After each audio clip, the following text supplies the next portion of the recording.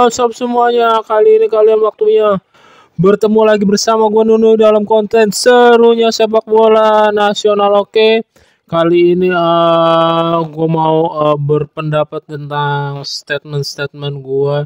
Indonesia gagal lolos di ke babak gugur di kompetisi Piala Asia U20 ya, gara-gara di pertandingan kedua menelan kekalahan kembali, kali ini dari juara bertahan Uzbekistan. Di konten gue yang sebelumnya juga gue udah ngomong, ini udah berat banget, ini udah susah banget, ini udah persentasenya udah kemungkinan kecil buat lolos aja tuh udah susah sekali gitu. Apalagi ada Iran yang sebagai kandidat juara baru, dan Uzbekistan di juara bertahannya. Walaupun kalau bisa dibilang ya Iran dan Uzbekistan saat bertemu dengan Indonesia, harus diakui sob, kita harus jujur-jujuran aja di atas lapangan bahwa permainannya lebih menarik dilihat Iran. Permainannya dari passingnya segala macam lebih bagus timnas Iran U20 dibandingkan Uzbekistan U20 yang sebagai juara bertahan ini.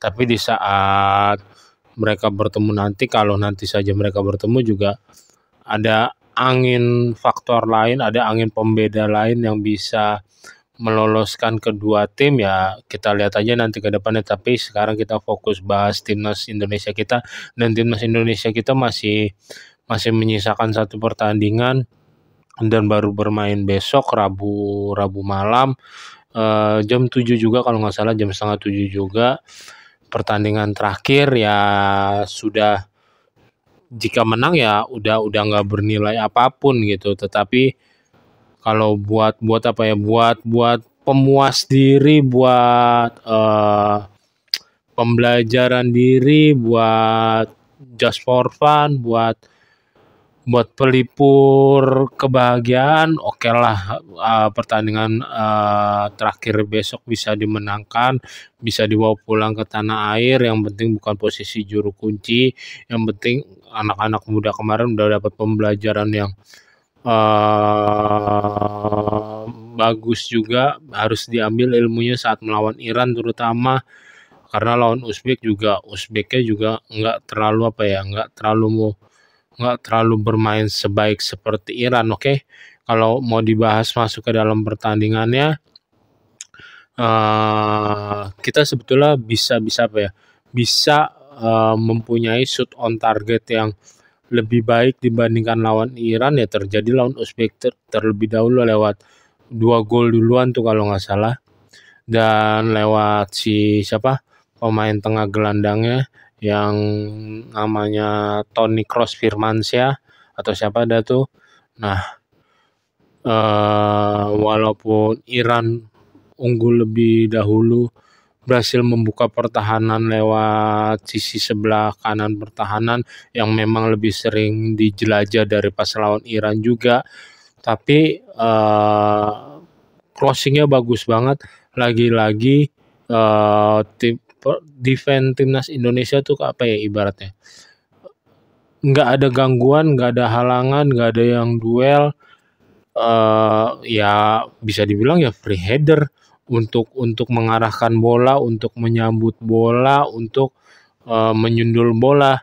Ya kalau udah bola sundulan tuh emang udah paling susah ditebak dah. Sebagai goalkeeper sering ngalamin itu, udah paling kalau bola syutingan gitu masih bisa dicerna, dibaca dengan sebaik mungkin gitu. Tapi kalau bola sundulan kan arahnya tuh udah benar-benar nggak terduga banget, udah susah buat kiper ngebacanya. Ya bola 1-0, bola gol kedua disamakan terlebih dahulu oleh James Rappan. Ya James Rappan baru lawan Iran kemarin benar-benar baru dikasih operan through pass and passing yang berbahaya tuh baru kemarin doang lawan Uzbekistan. Desa James Rappan buka ruang, bola dikasih di belakang center back pemain Uzbekistan, langsung di shooting, ada pantulan terkena sedikit yang melakukan sliding pemain Uzbekistan, sedikit merubah arah bolanya. Kipernya Uzbekistan jadi lebih sulitan dan bolanya ya masuk ke gawang. Tapi proses gol kerjasama teamworknya harus diakui ya bagus juga gol proses timnas U20 Indonesia sob. Lalu habislah babak pertama, babak kedua dimulai yang salahnya kiper Indonesia buat apa ya? Buat drop ball, buat clearance ball, bolanya malah jatuh ke pemain Uzbekistan. Di situ ada permainan dari 3 orang pemain Uzbekistan yang sangat baik, yang tidak mampu untuk defender Indonesia untuk meredam permainan tersebut. Dan satu kuncinya backheel passing terhadap pemain nomor 7 Uzbekistan, dan Buffon gagal untuk memblok pemain nomor 7 Uzbekistan itu yang melakukan syuting. Ya akhirannya ya syutingannya kencang, keras, bagus, merobek gawang timnas Indonesia. Dan apa ya? Ya kalau dibilang kipernya nggak bagus juga, kiper Indonesia itu bolanya udah kategorinya udah lumayan sulit sob. Arahnya, tembakannya, powernya juga bagus. Walaupun tembakannya dari sudut sempit, tapi langsung nusuk ke atas gitu, lumayan cukup nusuk ke atas. Ya gol ketiga hadir dari kalau nggak salah dari crossing juga. Yang gagal defender Indonesia melakukan marking dengan baik lagi. Di sini gue menyoroti kinerja siapa ya, center backnya yang melakukan kesalahan kembali 2 kali atau 3 kali kesalahan saat melawan Uzbekistan, terutama terjadi di gol pertama kalau nggak salah, apa gol ketiga, yang dia duelnya telat banget si Iqbal, yang tidak melakukan duel bahkan sama sekali, hanya watching ball. Terus pergerakannya sering out position. Entah kenapa di kompetisi-kompetisi sebelumnya juga Iqbal ini performnya nggak seburuk di kompetisi Piala Asia U20 ini. Dengan postur tubuh yang kekar dan lumayan tinggi, menjadi harapan dan tumpuan yang bagus untuk duel-duel udara seharusnya.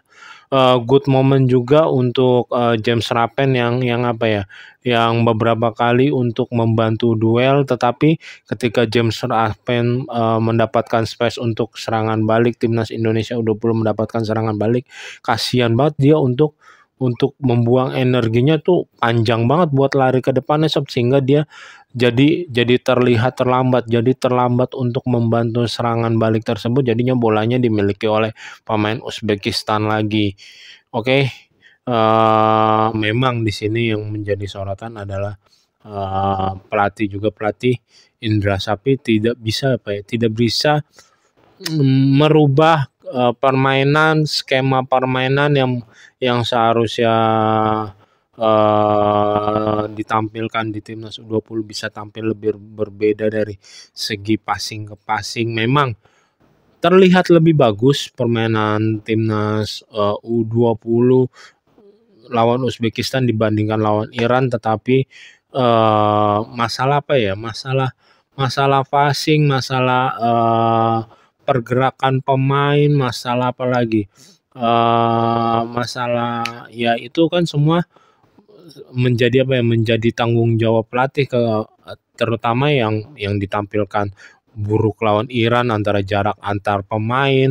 Ini kan seharusnya bisa dirubah oleh pelatih coach Indra Sapri berserta tim kepelatihan. Bagaimana cara merubah taktikal, skema, terus setup segala macam. Terutama kita sudah memasuki 3/4 terakhir, tetapi end passingnya kenapa nggak ada yang benar juga. Secara keseluruhan ini merupakan bisa dibilang tanggung jawabnya tim kepelatihan juga, terutama pelatih kepalanya coach Indra Sapri yang yang harus bertanggung jawab atas atas bad performanya timnas U20 ini bukan seperti timnas U20 yang biasanya tampil gahar, tampil berani, tampil taktikas, ada pola permainan di tengah dan ada sultan dari jarak jauh. Ini benar-benar minim kreasi, minim minim penampilan yang bagus, nggak ada benar-benar kayak nggak ada skema kerja sama setup membongkar pertahanan main dari kaki ke kaki itu nggak kelihatan banget gitu di timnas 20 di Piala Asia sekarang ini. Oke. Mungkin di konten gua kali ini sekarang kurang lebihnya gitu aja sob. Kita nikmatin besok di pertandingan yang terakhir besok malam, hari Rabu malam. Ya semoga kita bisa memetik hasil bagus sehingga nggak terjadi juru kunci juga. Secara proses gol kemasukan sih sekarang kita ada di posisi ketiga gitu sob. Ya terus semangat buat pemain-pemain rekan-rekan timnas U20, proses kalian masih panjang, proses pembenahan mental kalian, pembenahan cara bermain, terus pembentukan karakter kalian masih panjang, apalagi timnas senior kalau misalkan di bawah coach Patrick Kluivert bisa bisa benar-benar menunjukkan taringnya Garuda, bukan tidak mungkin kalian akan terbawa jadi lebih bagus juga. Oke sob, sekian di konten serunya sepak bola kali ini. Sampai ketemu lagi di konten-konten serunya sepak bola, dan jangan lupa untuk subscribe, comment, like, and share. See you and bye-bye. Jaga kesehatan sob, karena kesehatan itu nomor 1 penting. Oke, bye-bye.